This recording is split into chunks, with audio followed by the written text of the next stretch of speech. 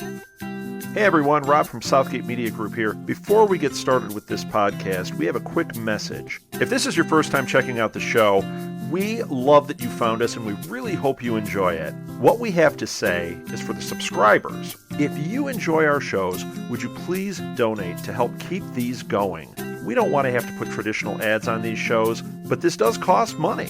So we really do rely heavily on donations.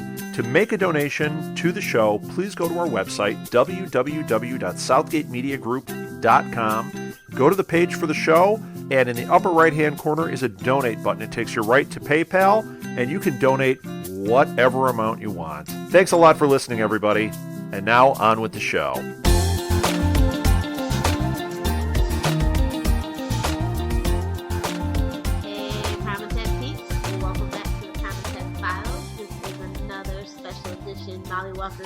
Detection situation. We're going to talk about the mid-season break of the first season of Heroes, and we're also going to give you some updates on supposed castings. Yeah, I guess. First half of Heroes ended on December 4th, 2006 at episode 11. Cliffhanger was awesome. We've already kind of talked about it. It left the whole fandom abuzz about what was going on, what would happen. Ricky was like distraught because he just got caught up for no reason apparently. And I was just left going, what am I going to do for the next 8 weeks? I think that summed it up. Pretty much, yeah. Fallout left everybody with a lot of questions, a lot of frustration. And I just remember a lot of people just always talking about Peter, of course, because his vision, that's how he ended. Yeah. And I was just like, oh, he's the exploding man. Great. Isaac couldn't have just painted that a little clearer. I was always just like blaming Isaac. I remember that.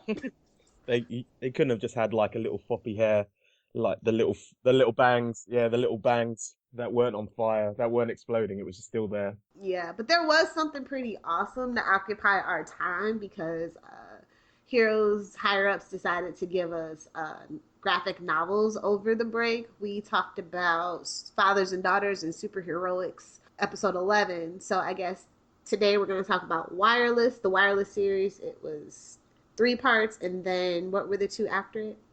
Oh no, it was 4 parts. Wireless was 4 parts, and then there was 2 How to Stop an Exploding Man. Part 1 and 2, right? Yeah, okay. Yeah.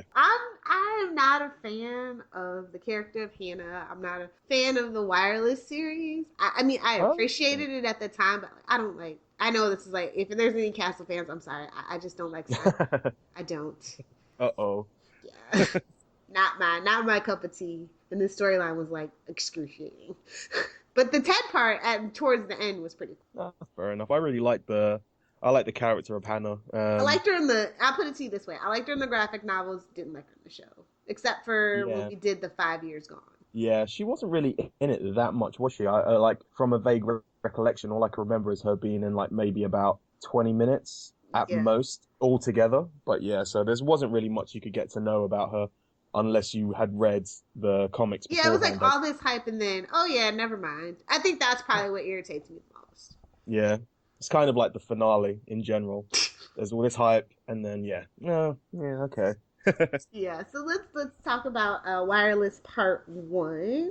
I think the best thing about this one was the guest artist who was Phil Jimenez. So I was just like, I know him. I'm a comic book geek, so I was very familiar with him. I was like, oh, yay! What had they worked on before? You remember? Basically both major camps, DC, Marvel. Mostly DC Comics and its Wonder Woman stuff. And he also worked on The Tempest and JLA Titans. The thing I really liked about the first part was just how much they tried to kind of push how Hannah had come from like really strong women. Like there was her mother had, I can't remember, her mother had stopped terrorists or something like that, and basically they just pushed how strong she was, and it was Hannah was like just vengeance was what was driving her throughout like the whole comic, because the comic was her kind of reliving what her parents, her mother and her grandmother had done, and her just like trying to become them, and them dying or something like that had pushed her to try and be a better woman. and she kind of just settled because she wasn't allowed to be what she wanted to be, and that's what the first part was about, I believe. Anyway, what did you think about the first part? I like the art. I like the idea of making this a series. Like, it was cool, but I don't know. Like, it just felt so forced, and it's kind of this weird take on it with like Okay. Israeli intelligence and stuff like that. Yeah. I was just like, it's still kind of like a touchy thing. So I was just like, Yeah. oh, I don't know if heroes really should be going here at this point. Well, they couldn't. They were already cut out the whole terrorism thing in the pilot, so I guess they wanted to try and get back to it. Yeah, and they had like a huge misnomer because they actually discussed something that actually did happen in history of like quote unquote terrorism and stuff like that in Israel. And they kind of, I don't appreciate stuff like that either. So it's just like, they tried it and I appreciate it. Like, it's always nice to switch up your format, but that right there, I was just like, oh, this Hannah story is going to be a doozy, isn't it? Trivia? No, there's no trivia for one apart from, yeah, there wasn't one. There's no real trivia. Do you have the Oh, the Easter egg was more pictures of Milo Ventimiglia and Hayden Panettiere. So let's move over to wireless part two. and it's pretty much just more of the same in this one, except it's her like actually starting to train, isn't it? Yeah. Yeah, and at the end of it, she meets Noah, aka HRG. This one is written by some people that actually work on the TV show. Aaron, Eli Coletti, and Joe Pakaski. So I think that, I don't know, like, okay. I don't know if they actually ended up writing that Hannah episode, and maybe that's why they decided to do that, because it was kind of like they usually didn't do that. The only thing that I really had of any note was she's obviously got trust issues at this point, and she just wants to be in the field. She wants to do better with her life. She stopped like settling. She stopped to trying to settle for whatever they try and give her, and she just wants to push herself into the field. And also, there's that little Alaskan base, which after the Heroes Reborn trailer, kind of, I don't know what that means or if that's was meant. Do you know what I'm saying? Yeah. Because obviously the Heroes Reborn trailer is like set with the Aurora, which is obviously, I don't know if that's in Alaska or somewhere else, but yeah. What can I say about this? I think I like HRG's part of it because, I don't know, this is like when you really, it's kind of an Eden situation, basically. Yeah. He's like, okay, you want something to do. Okay, you want to change your life. I got you. But I'm going to use you to my benefit, kind of thing. Yeah, but that's him. Like that's him most of the time, isn't it? He'll only It's help not you if he usually in the can. graphic novels because this is his fourth appearance at this point, and it was kind of like just murky in the shadows. This one was like really hands on, just getting dirty. HRG makes everything better. Honestly, that's about it. Micah Goodell did the whole wireless series. He did a really good interview that you can find on Heroes Wiki, the link to in any of the wireless series. Because all together, like, I guess he wrote it all at once or whatever. Okay. So it was I like, mean, it's, yeah, it was like all together 22 pages or whatever. And that's almost a standard comic book. Yeah. well, we'll link it when this episode comes out. We'll link the episode to the comics that we've got. What else? Oh, the Easter egg for this is behind the scene images of Adrian Pasdar, Nathan, and Milo Victimilia, Peter. And we know how much you love the photo aspect of the Easter eggs, don't we? It's like, give me a painting or a video. Stop being douchebags. At this point, I needed more from Heroes, like, because it was a ramp up to the Golden Globes, and it was like a lot of award stuff coming up, and I was just like, I'm gonna forget about Heroes. You better give me something good here. So part 3. This is like really when her powers come into full. Like in the last issue, she discovered what her abilities were via testing that HRG put her through. And this time she's like ready for her mission and she's using it. Yeah, it's basically it's her first mission, isn't it? Its first mission goes wrong, and Terribly wrong. terribly wrong, and she's basically just summoning she's not summoning, but she's thinking about her grandmother and how her grandmother stayed strong, and so she uses that to push herself forward and try and complete her mission. But is this the one where she gives up and then she kind of finds out? Oh, at the end she kind of gives up, right? not in a bad way, but she just like says, you know, I'm CIA, and that's where it ends. Yeah, basically. This one again was written by Joe Pakaski and Eli Coletti. Art, of course, by Michael Ganell. The Easter eggs were again more pictures of Adrian Pasdar, Milo Ventimiglia. How many different ways can I say that last name? I have no idea. But actually, fun fact, this was another instance of when you read the comic. I remember because it ticked me off. Every like link was like Nissan versus the website again. Like that Oh, happened like 3 or 4 different times. I never could understand if it was on purpose or an accident. I think it was really on purpose. Then next is the final part, which is part 4, and it's basically Hannah realizing that she's been betrayed, or you know, she doesn't know she doesn't know who she's been working for, and it's just basically her going on the run. Yeah, I really like this one because it's like her call to action. She's got like her own mission now. She's not working for anyone else. She's working for herself and trying to take down HRG for kind of, in her mind, I'm assuming betraying her in some kind of way. But what do you think about it? Yeah, this one finally had some actually good action. Yeah. So I've been waiting this whole time for that, basically. You know, I don't know if anybody watches NCIS. It almost feels like this backstory is kind of based on Ziva. Okay. No, I don't watch it. Okay.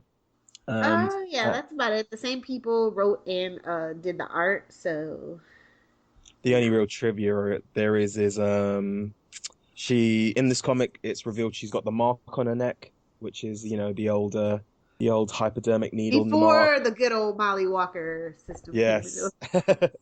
She uses 1337 code. elite for us Yeah.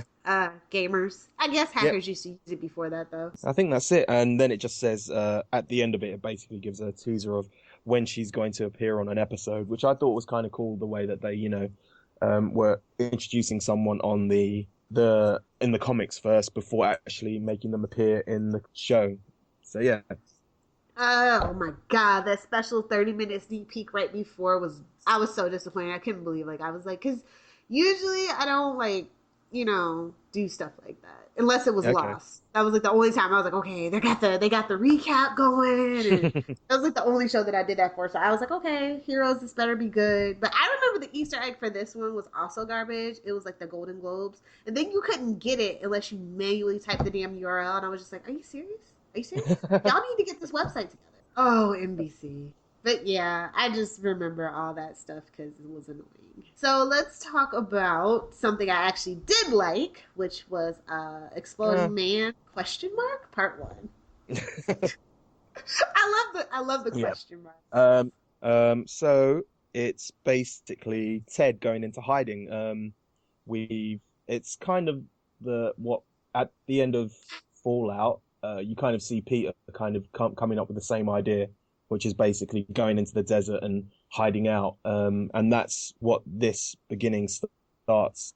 It's Ted just going out into the desert and just like living on the land and trying to stay away from people. And yeah, it's just him, you know, being driven back. He's just scared and all that stuff. So yeah. See, this is weird though because like an exact scene from this comic book shows up in the TV show. Like obviously they'd have to show it, but I was just Yeah. like, oh, how lovely and repetitive. I liked Like it. it's literally the same thing. I liked it. This one was written by Jesse Alexander and Aaron Eli Coletti. I guess they sent him into exile to write for the comic for some reason. The art was by Travis Katzebuye. He's worked on a couple of them before that. The Easter egg was a behind the scenes image of Santiago Cabrera, which of course is Isaac. That one was okay. Yeah. The all we've got for trivia wise is there's the teddy bear screen name, which Teddy Bear 16. Teddy Bear 616. That's what it is. Yeah. Oh, was it 616?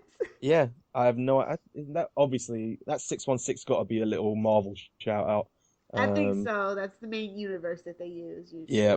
What else? There's John.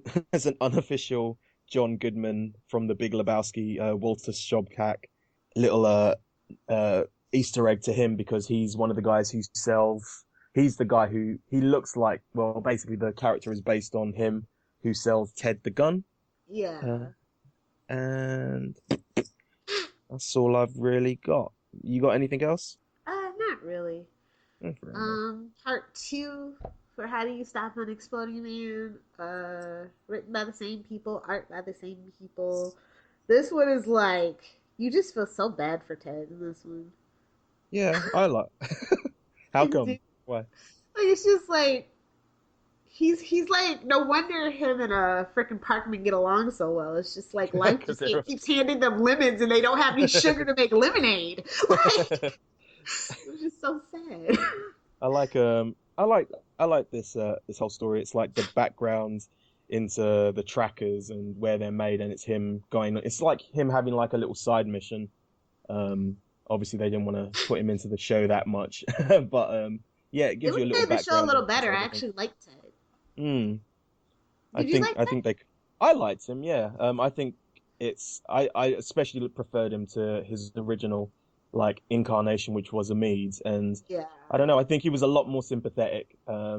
And yeah, I like the combination of him and Parkman because they were pretty much the put down the put down brothers, the ones who just got stepped on all the time. Yeah. Oh, the Easter egg for this one. What was it? I think it was the George Takei one. Yeah, I think it was. Okay. That was before it was announced that he was going to be in it. I'm assuming. Oh yeah, this was right before that happened. Yeah, it has to have been because yeah. Yeah, that was like one of the like fangirl squeeze biggest ones ever. I was like, oh my god. Yeah, this one actually, I like the artwork where he destroys the facility. Yeah. That one was pretty. That was a pretty good closing image. So Mm. yeah, those are the six graphic novels. I really hate that term because they're only 6 pages long.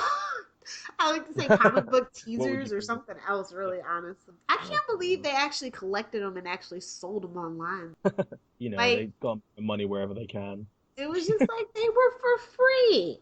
So, do you want to talk about that interview with Matt Shankman? Yeah, why not? So Matt Shankman did an interview with, I can't remember who it was for. I think it was for Superhero Hype. Yep, it was. And it's basically just him talking uh, about the show, Heroes Reborn. And so, let's see, He I'm going to directed quote the him. pilot, so Yeah, at least the pilot. We don't know if he's directing anything else. Nothing's been kind of said. He's also known for doing It's Always Sunny and Fargo. yeah, the So yeah, Fargo miniseries. yep. Darn So FX. yeah, so he basically is saying, I quote, "You could absolutely come into this show completely new without having watched any of the previous show. You can also have been an ardent fan of the previous show and come and find things that in there that you will respond to. There are like little Easter eggs and little tidbits and nods to the old show, much like the Fargo miniseries, which I quite Fargo is a Coen's brothers movie, so yes, you know that's not for yeah, everybody. yeah, I appreciate that. You know, they're kind of paying homage at least to the old show. They kind of have to, and I think with having HRG in it, you know, he's kind of like HRG which was who we knew first. He was a nice little bridge between the old show and the new show, and with Hero, that can only get better. Um, You know what I'm thinking though? Like in the first 3 episodes, he might die. Like yeah. this was just to suck you suckers in. Look, you're all pessimistic about it. I am, but like official shooting starts April 6th, which is for us as we're recording this tomorrow, I believe. It was just kind of like your standard run of the mill kind of interview. Like it's like, oh yeah, you should just watch. You can watch. You can jump on. And I'm just like, way to toe the company line and not really give us anything. Well, that's the thing about most of the Heroes stuff that's been coming out. They haven't been giving us much apart from, you know, just casting announcements. They barely even given us like a premiere date. They've just given us a time that they're going to show it. Yeah, I don't know why they keep. I quite like it. It's making it's getting the intrigue out for, you know, the show at least. And what else did he say? He just prefers that, you know, it's a 13 episode kind of run and you can kind of tell a more concise story. Like how it happened with Hero season 1, where they Yeah. wanted to tell a 13 episode story, but the network's like, You're getting good ratings, so nah, son, you're gonna have to give us 10 more. But consequently, season 2, 3, and 4 were 13 episodes. Basically, the interview.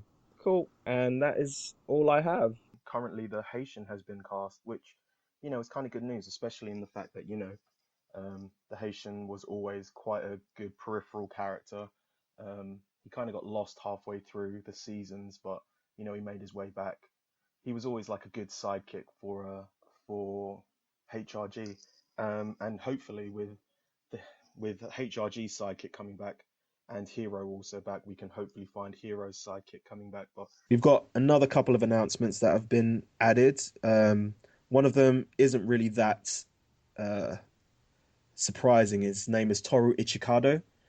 He was the guy who was in the Zach Levi Hero Selfie. We've kind of known he's been with them, but it's officially been announced on the Heroes Reborn or the Heroes Twitter feed. There's not much really known about him. He's, according to IGN, he is a Jersey native, raised in Japan, and he also watched the original series of Heroes, which is always good. He watched it as a high school student, so yeah, he's pretty young. Oh, wow.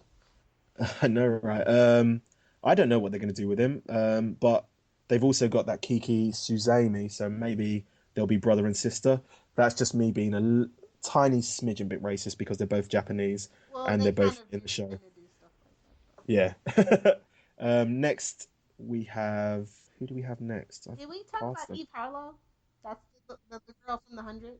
She's also been in Jennifer's Body and Juno. Oh, she's the best friend from Juno. Oh, yeah, she was pretty cool. Do you watch the 100? But a load of people have freaked out about this because they really like her. So that can only be good for the show.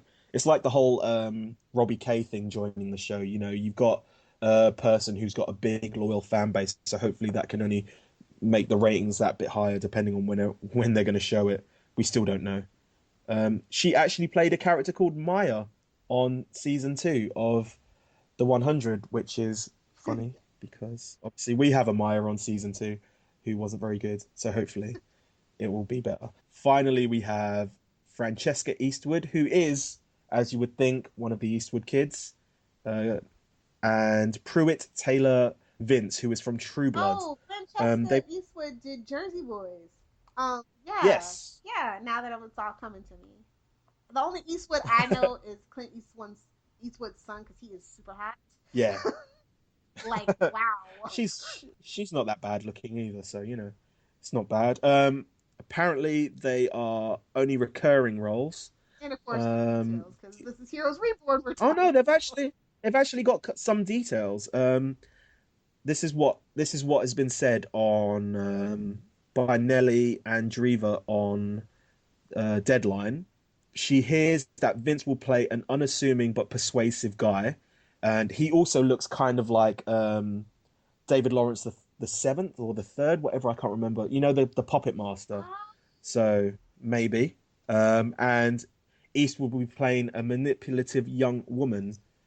She doesn't look like Eden, so I don't think that will be the powers. But yeah, they gave a guy the power of persuasion, but then again, TV writing for guys with power of persuasion, maybe I don't. Oh no, they kind of had David Lawrence. He kind of had that power, didn't he? Puppet Master. Yeah. He got his own little spin-off as well, didn't he? He got like one of the webisodes. But yeah, and well, that's all. They've also announced once again that the show is going to be returning fall 2015. So we don't know when it's going to be. Me and Lilith were having a conversation about whether or not they were going to put it on Friday night with Constantine gone, but we'll see. Well, yeah, I mean, because if it's only 13 episodes, I think that's awesome because that means we won't have to have a break either if they started at the right time. Yeah. Like, I don't think that they should try to carry it over. Started a little early before anything starts and kind of end it right before Thanksgiving with no breaks. Yeah. Or that they're going to be doing, then we'll know kind of. Hopefully, from that we can kind of see what the possibilities of pairing it up with are, but you never know. I'm just interested. You never know. The cast is really shaping up to seem very. It's not as diverse as the first cast, but like I said, I think they might be trying to go for that anthology series. So where they. I don't know. It's fairly diverse. They've got it's maybe half. Yeah. Yeah. I mean, compared to 2015. I mean, compared to 2015 casting where it's not, but back in 2006, Yeah. Heroes had a lot of diversity, and I really appreciate it. I was hoping they would keep up. We will see. No, that's about it. So like really we just like kind of like to keep you guys up to date about what's going on basically. So I guess then it's time for shameless plugs and self-promotion. Send us your thoughts, email reviews, and questions about or questions about the show, our show, or Heroes the show, or just questions to ask us the host to primatechfiles@gmail.com. Tell your friends about our podcast, and also download, subscribe, rate, and review on iTunes. You just search out the word Primatech Files. Follow us on Stitcher again. Using the word Primatech Files. Bookmark primatechfiles.libsyn.com and fave Southgate Media Group on SoundCloud. That's all the places you can find our podcasts on. Check out Southgate Media Group on iTunes for more podcasts on TV and general pop culture, and southgatemediagroup.com to learn about the hosts, other podcasts, and their weekly blogs. Well, we have live tweeting weekly using the Primatech Files hashtag to join. The best way to find out about that is to follow us on Twitter at Primatech Files. You can follow us on Tumblr, primatechfiles.tumblr.com. Like us on Facebook /Primatech Files, and that is it. You can find any of my work on tvbinges.com. I also write for quanmagazine.com and thepeoplesmovies.com. I write for a lot of places. And finally, you can follow me on at Ricky J Diaz, RICKYJ or Z if you are English. Oh, you can find me on Twitter at Lilith Hellfire. You can find me on Tumblr, LilithFairyHellfire.tumblr.com, or superfood.junkie, junkie.tumblr.com. Be sure to check out my blog dedicated to pop culture and comic books at littlepopculture.blogspot.com. Time to hit them with our tagline. Download the podcast, save the world.